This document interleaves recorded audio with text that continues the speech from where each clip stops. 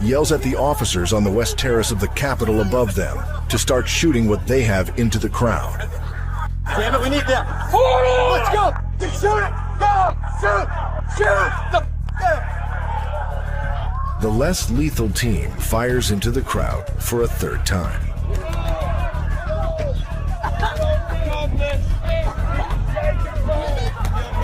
Three minutes later, at 1:21 p.m., the first explosive munition of the day is discharged.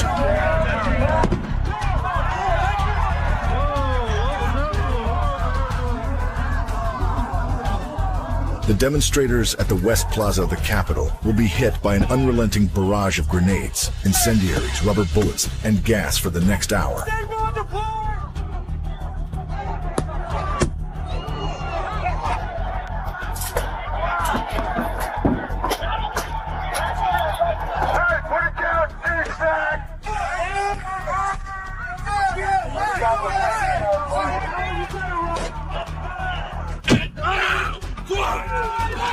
Hey, fire! Hey, you're fire!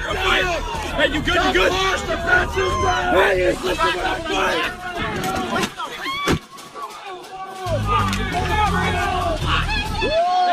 That was my fire. We got another individual down. People are doing CPR. The GC5 response to this area. At 1:28 p.m., a man has collapsed on the West Plaza and is attended to by people in the crowd. They can't get anybody in here, and the cops are throwing flashbangs into the crowd. He is unresponsive for several minutes. Fearing the risk of trampling, they carry him to a different location where they continue to try to resuscitate him. He's having a heart attack. He's been on the ground for 6 minutes. They carried him. They've been doing CPR. I think that man probably died. I hope they saved his life.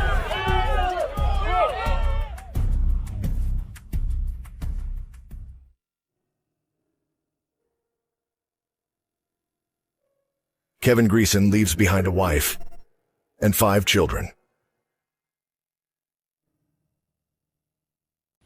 Tonight, the FBI releasing new video of the person suspected of planting those pipe bombs the night before the Capitol riot. And the FBI officially confirming those pipe bombs placed at the Democratic and Republican National Committee headquarters could kill. These pipe bombs were viable devices that could have been detonated, resulting in serious injury or death. The video offering specific detail on the suspect's movements. At 7:40, the suspect seen walking along this residential street. Investigators interested in their somewhat unusual gait. Moments later, a person walking a dog passes by. By 7:52, the suspect has made it to the DNC headquarters. The suspect sits on a bench and appears to fumble with that backpack. A bomb is later discovered in the bush adjacent to the bench. At 8:14, the same suspect walking down an alley next to the RNC headquarters. A bomb placed there as well before exiting the area, walking past the Capitol Hill Club.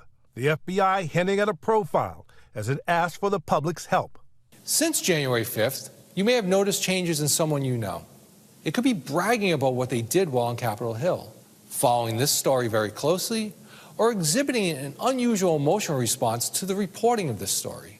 And the FBI providing more details about the bombs. They apparently contained black powder, and the FBI interested in where those attached kitchen timers came from. Authorities also releasing images of the suspect's Nikes in hopes it will trigger a lead.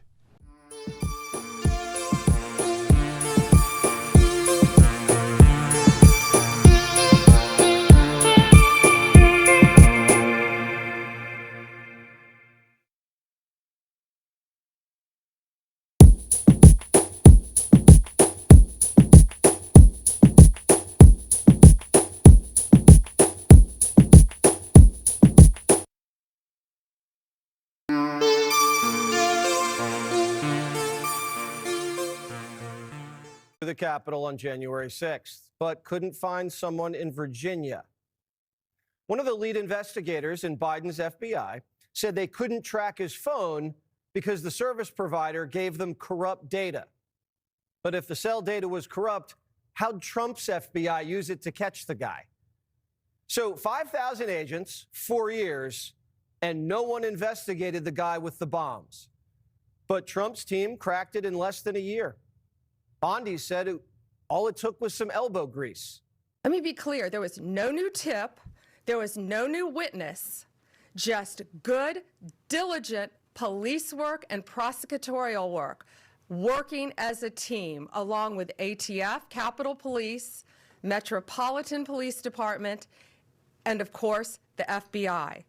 Not only did the Biden FBI botch the case, it doesn't even really look like they investigated it. Remember, Wray dragged his feet before releasing the video. Will you commit to releasing the full tapes to the public immediately? No, sir, I can't make that commitment. Congress needs to subpoena Chris Wray and make him testify under oath immediately. Mary, good morning. Some answers here after a 5-year mystery. For the first time, prosecutors detailing the lengthy confession they say Brian Cole gave after his arrest earlier this month, allegedly admitting to placing those pipe bombs outside the RNC and DNC on January 6th. But the big question has always been why. Well, while he has not yet entered a plea, prosecutors say during his confession, Cole seemed to reference some of President Trump's false claims of fraud in the 2020 election, saying he felt, quote, like something was wrong, adding that people who felt that their votes are just being thrown away were being ignored by officials on both sides. Soon, Cole allegedly telling investigators, quote, something just snapped. According to the court filing, he allegedly said he wanted to do something to the parties because, quote, they were in charge. Still, Cole allegedly saying he isn't an openly political person and denied that he was targeting Congress as it was certifying President Joe Biden's win. In fact, prosecutors say when asked why he targeted both headquarters, he said, I really don't like either party at this point, noting his idea came from his interest in history and a conflict in Ireland. And while Cole said he placed those bombs at night to actually prevent any deaths, according to the filing, prosecutors claiming otherwise, saying his actions, quote, risk the lives not only of innocent pedestrians and office workers, but also of law enforcement, first responders, and national political leaders. Malika. Fox News alert, the January 6th pipe bomb suspect just made his first court appearance. Sources tell Fox he'd been talking to investigators before the hearing and admitted to planning the bombs.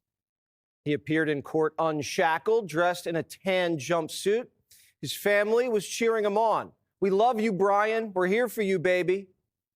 Cole lived with his mom at her house in Virginia, just 20 miles from Washington. Neighbors knew him as the guy that walked his Chihuahua. Apparently, he'd wear shorts all year round, even in the dead of winter. His grandmother calls him very naive and almost autistic-like, saying he wouldn't hurt a fly. But the FBI says otherwise. Apparently, all evidence points to Cole. Cole's cell phone pinged in the area around the RNC and DNC on January 5th, 2021.